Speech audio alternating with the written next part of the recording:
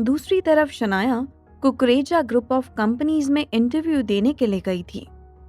रणवीर भी अपने डैड की तरफ से टेंडर देने के लिए वहां आया हुआ था। शनाया अपने टर्न का इंतजार कर रही थी। तभी उसकी नजर सामने से आते हुए रणवीर पर पड़ी। उसे देखते ही शनाया ने अपनी नजरें दूसरी तरफ घुमा ली, लेकिन तब तक रणवीर ने उसे देख लिया था और वो चलकर उसके पास आ गया। उसने शनाया से कहा, अरे शनाया, तुम यहाँ कैसे? शनाया वैसे तो उसके सवाल का जवाब नहीं देना चाहती थी, लेकिन उसके आसपास कुछ लोग मौजूद थे, इसीलिए उसने ड्रामा न क्रिएट करना ही सही समझा और रणवीर के सवाल का जवाब दिया। वो एक्चुअली मैं यहाँ एक इंटरव्यू के लिए आई हूँ। इतना कहकर शनाया वहां से उठकर जाने लगी। रणवीर भी उसके पीछे पीछे चला गया। इससे पहले कि शनाया ज्यादा दूर जा पाती, रणवीर ने उसे आवाज देकर रोक लिया और बोला, शनाया, क्या तुम अभी मुझसे नाराज हो? मुझसे बात भी नहीं करना चाहती? रणवीर के इस सवाल पर भी शनाया ने कुछ नहीं कहा। तो फिर रणवीर ने ही अपनी बात को आगे बढ़ाते हुए कहा, शनाया, प्लीज मुझे बताओ, मैं ऐसा क्या करूं जिससे तुम्हारी नाराजगी दूर हो जाए? ये बात सुनकर शनाया के दिमाग में खुराफात चलने लगी और फिर उसने पलटकर रणवीर से कहा, मैं यहाँ एक जॉब के इंटरव्यू के लिए आई हूँ। अगर तुम इस जॉब को पाने में मेरी कोई हेल्प कर सको तो मेरी नाराजगी दूर हो सकती है। शनाया की बात सुनकर रणवीर के चेहरे पर एक मुस्कुराहट आ गई और उसने कहा, ये तो मेरे लिए बहुत आसान है। फिर उसने अपनी पॉकेट से अपना फोन निकाला और एक नंबर डायल किया। कुछ ही देर में दूसरी तरफ से किसी ने फोन उठा लिया और फिर रणवीर ने कहा, हेलो बंटी, तेरी कंपनी में जो इंटरव्यू चल रहा है, मैं उस पोस्ट के लिए अपनी फ्रेंड को रिकमेंड करना चाहता हूँ। क्या तू प्लीज उसे ये जॉब दे सकता है?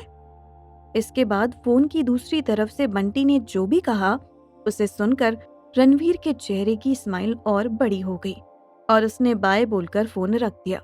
फिर उसने एक नजर शनाया को देखा और उसे बताया, लो, हो गया तुम्हारा काम, the job is yours. Ranveer की बात सुनकर पहले तो शनाया को यकीन ही नहीं हुआ और उसने पूछा, क्या सच में? और इंटरव्यू? क्या इंटरव्यू नहीं होगा? इस पर रणवीर ने हंसते हुए जवाब दिया, नहीं, मैंने कहा ना तुमसे, तुम्हारी जॉब पक्की है। ये सुनकर शनाया खुश हो गई और उसने रणवीर को थैंक यू कहा, thank you so much for your help. और फिर उसने अपना हाथ आगे बढ़ाते हुए रणवीर से पूछा, फ्रेंड्स?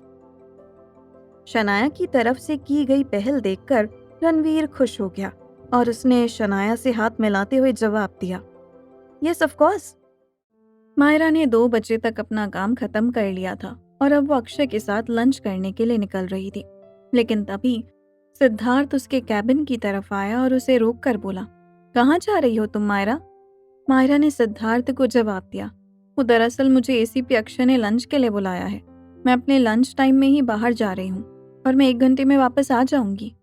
मायरा की बात सुनते ही सिद्धार्थ के चेहरे के एक्सप्रेशंस बिल्कुल ही बदल गए और उसने अपना अगला सवाल पूछा, क्या तुम उस एसीपी अक्षय चौहान के बारे में बात कर रही हो? मायरा ने हाँ में सर हिलाते हुए कहा, हाँ, मैं उन्हीं की बात कर रही हूँ। Okay, I will see you later. इतना कहकर मायरा ने जैसे ही 2 कदम आगे बढ़ाए, तभी सिद्धार्थ ने उसे फिर से रोक लिया। रुको, क्या तुमने वर्मा एंटरप्राइजेस वाली फाइल तैयार कर ली है? सिद्धार्थ का सवाल सुनकर मायरा तुरंत पलट गई और उसने अपने सिर पर हाथ मारते हुए कहा, अरे नहीं, मैं तो उस फाइल के बारे में बिल्कुल ही भूल गई थी। मुझे किसी भी हाल में वो फाइल 3 बजे तक तैयार चाहिए। मैं नहीं जानता कि तुम ये कैसे करोगी, लेकिन I want that file on my table 3 बजे। उनके साथ मेरी एक मीटिंग है। अब मायरा कहीं नहीं जा सकती थी। उसके पास वापस जाकर उस फाइल पर काम करने के अलावा और कोई रास्ता नहीं बचा था।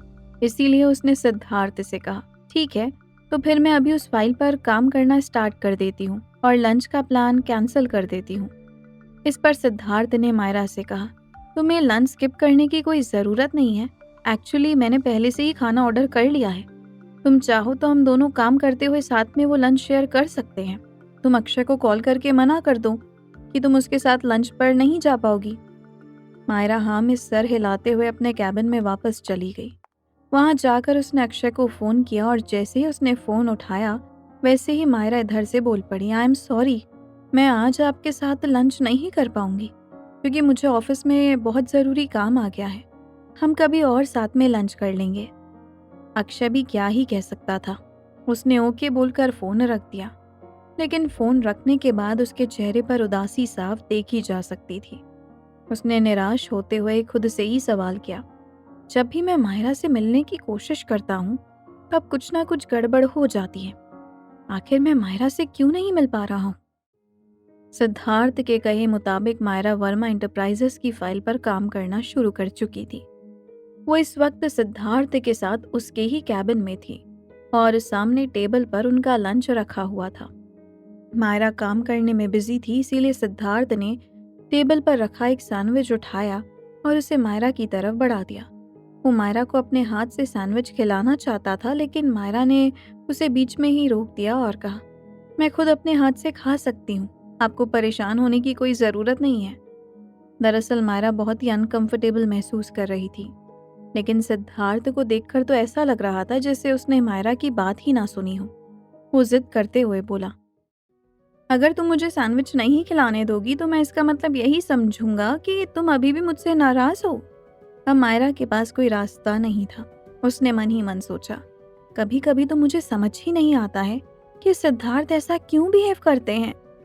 अपने ख्यालों से बाहर आते हुए थक हार कर मायरा ने सिद्धार्थ की जिद मान ली और कहा, ठीक है, अगर आपके हाथ से सैंडविच खाने से ही आपका शक दूर होता है तो यही सही, आप मुझे अपने हाथ से सैंडविच खिला सकते हैं। मायरा की ये बात सुनकर सिद्धार्थ के चेहरे पर एक मुस्कुराहट आ गई। वो खुश होते हुए मायरा को सैंडविच खिलाने लगा, लेकिन तभी कैबिन का दरवाज़ा खुला और सिद्धार्थ की सेक्रेटरी कैबिन के अंदर दाखिल हुई। उसने सिद्धार्थ को मायरा को सैंडविच खिलाते हुए देख लिया था और वो नज़ारा देखकर उसका चेहरा अजीब सा हो गया। उसे तुरंत अपनी गलती का एहसास हुआ कि उसने दरवाज़ा नॉक नहीं किया था और इसीलिए वो तुरंत पलटकर कैबिन से बाहर निकल गई। लेकिन उसे भी क्या पता था कि अंदर जाने पर उसे ऐसा कुछ देखने को मिलेगा। इधर मायरा की हालत भी कुछ ठीक नहीं थी। उसने जैसे ही सृष्टि को अपने सामने देखा तो उसे बहुत एम्बैरेसिंग फील हुआ। वो कभी नहीं चाहती थी कि ऑफिस का कोई भी एम्प्लॉय उसे सिद्धार्थ के साथ इस तरीके से देखे और फिर उसके बारे में बातें बनाए, लेकिन अब वो कुछ नहीं कर सकती थी। मायरा बहुत परेशान हो गई और इसे सिद्धार्थ ने भी नोटिस किया। सिद्धार्थ जब मायरा को सैंडविच खिला रहा था तभी उसकी सेक्रेटरी वहां आ गई थी, लेकिन उन दोनों को इस तरह खाते देख वो बिना कुछ बोले ही बाहर निकल गई। यही बात अब मायरा को टेंशन दे रही थी। उसने सिद्धार्थ से कहा, सिद्धार्थ, उसने देख लिया। क्या देख लिया? सिद्धार्थ ने कहा। सिद्धार्थ, उसने आपको मुझे सैंडविच खिलाते हुए देख लिया। वो हमारे बारे में गलत समझेगी और अब वो बाहर जाकर सबको बताएगी। मायरा के चेहरे पर परेशानी की लकीरें खिंच गई थी। सिद्धार्थ ने बचा हुआ सैंडविच उसे खिलाते हुए कहा, कुछ नहीं देखा और वो किसी से कुछ नहीं कहेगी, तुम फिक्र मत करो। सिद्धार्थ को इतना बेफिक्र देखकर मायरा ने कहा, अरे आपको कैसे पता कि वो किसी को कुछ कहेगी या नहीं कहेगी? कोई आपसे सीधा कहने थोड़ी आएगा कि सृष्टि ने आपको मुझे सैंडविच खिलाते हुए देखा है। लोग मेरे बारे में बात बनाएंगे और मुझे कितना गलत समझेंगे। मायरा को इतना परेशान होते हुए देख सिद्धार्थ ने कहा, कितना उल्टा सीधा सोचती हो तुम।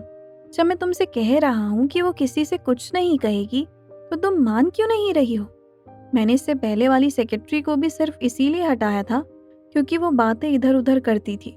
अब सृष्टि यहाँ नहीं है, लेकिन ये बात उसे पता चल गई होगी कि बातें इधर उधर करने पर उसकी नौकरी जा सकती है। तुम उसके लिए इतना मत सोचो। अगर कोई कुछ कहेगा तो तुम मुझे बताना। सिद्धार्थ ने कहा तो मायरा ने उसे बच्चों की तरह नादानी से देखा। सिद्धार्थ उसकी शक्ल देखकर मुस्कुराया और मन ही मन सोचने लगा, कितनी झूठी कहानी सुनानी पड़ती है तुम्हें, और ये सब सिर्फ इसीलिए ताकि तुम तक पहुंच सकूं। तुम तक पहुंचकर भी तुम तक नहीं पहुंचा मैं, लेकिन कितने दिन और, बहुत जल्द वो सब होगा जो मैं चाहता हूं, और करोगी तुम खुद। मिस मायरा, वैसे उस पिछली सेक्रेटरी के बारे में जो भी मैंने कहा वो सब झूठ है, बल्कि सच तो ये है कि वो मेरे कुछ राज जानती थी। वो मुझे सिद्धार्थ रहेजा को ब्लैकमेल कर रही थी, गेस्ट हाउस और सपना वाली बात को लेकर। बेचारी की नौकरी तो नौकरी, मैंने जिंदगी का भी टिकट कटवा दिया। अब मरकर पता नहीं किसे ब्लैकमेल कर रही होगी। उसकी तो लाश का भी पता नहीं लगने दिया मैंने। ये सब सोचते हुए सिद्धार्थ के चेहरे पर एक कुटिल मुस्कान थी। मायरा ने उसे यूं मुस्कुराते देखकर पूछा, आप मुस्कुरा क्यों रहे हैं? मुझे भी बताइए। मायरा ने पूछा तो सिद्धार्थ ने और भी ज्यादा स्माइल करते हुए कहा, मैं इसीलिए मुस्कुरा रहा हूँ क्योंकि मुझे तुम्हारे साथ टाइम बिताना अच्छा लगता है।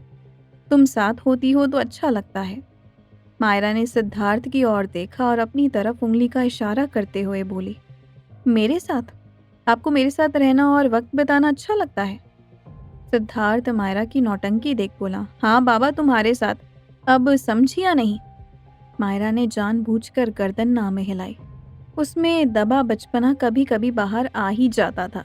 उसे ऐसे ना में सिर हिलाते देख सिद्धार्थ ने उसका सिर अपने दोनों हाथों में प्यार से पकड़ा और उसे अच्छे से समझाते हुए बोला, देखो, अभी जैसे तुम और मैं साथ में काम कर रहे हैं, ऐसे हम जब कोई काम साथ में बैठकर करते हैं तो वो मोमेंट मेरे लिए बहुत खूबसूरत होते हैं, बहुत स्पेशल होते हैं। मायरा ने अपने सिर से सिद्धार्थ का हाथ धीरे से हटाया और बोली, मुझे भी यहाँ काम करना अच्छा लगता है और मुझे इस बात की बहुत खुशी है कि आपने मुझे यहाँ जॉब करने के लिए फिर से कन्विंस किया। मायरा की बात सुनकर सिद्धार्थ बस हल्के से मुस्कुरा दिया, लेकिन उसकी नजरें मायरा पर अटक गई थी। वो उसे देखते हुए मन ही मन कुछ सोच रहा था। 2 घंटे में ही सिद्धार्थ और मायरा की प्रेजेंटेशन पूरी हो गई थी। काम खत्म होते ही मायरा ने कहा, सिद्धार्थ, प्रेजेंटेशन तो पूरी हो गई है, अब बस मिस्टर वर्मा आ जाएं तो हम लोग मीटिंग करें। सिद्धार्थ ने मायरा की तरफ देखा और मन ही मन बोला, ये तो नहीं होने वाला। मीटिंग तो होगी लेकिन यहाँ नहीं, मेरे घर पर होगी। वो भी सिर्फ इसीलिए क्योंकि मुझे तुम्हें भी तो अपने घर तक ले जाना है। एक बार तुम मेरे घर तक आ गई फिर मुझे कुछ करने की जरूरत नहीं पड़ेगी। सिद्धार्थ मंद मंद मुस्कुराया। उसने मायरा से कहा, मायरा, तुम मेरा वेट करो, मैं अभी आया। मुझे मिस्टर वर्मा से खुद ही बात करनी होगी। ये कहकर सिद्धार्थ वहां से चला गया। मायरा तब तक एक बार फिर से सब कुछ रीचेक करने लगी। सिद्धार्थ वहां से बाहर आया और उसने वर्मा एंटरप्राइजेस के ओनर मिस्टर रवि वर्मा को कॉल किया। रवि वर्मा ने सिद्धार्थ की कॉल देखकर फौरन फोन उठा लिया। सिद्धार्थ ने फोन पर रवि वर्मा से कहा, मिस्टर वर्मा, मैंने खुद आपको ये कहने के लिए फ़ोन किया है कि मैं एक ज़रूरी काम में फंसा हूँ, इसीलिए मैं इस वक्त की मीटिंग में शामिल नहीं हो पाऊंगा। इसीलिए क्या हम आज शाम 8 बजे मेरे घर पर ये मीटिंग करें? रवि वर्मा ने कुछ सोचने के बाद हाँ कहा तो सिद्धार्थ ने उन्हें थैंक यू कहकर फ़ोन कट कर दिया। सिद्धार्थ वापस मायरा के पास आया और उसे काम में इतना मगन देखकर मन ही मन बोला, क्या बात है, हर काम मन लगाकर करती हो। बस ऐसे ही आगे भी मन लगाकर करना मेरी सेवा। सेवा के बारे में सोचकर सिद्धार्थ के चेहरे पर एक वहशी मुस्कान थी।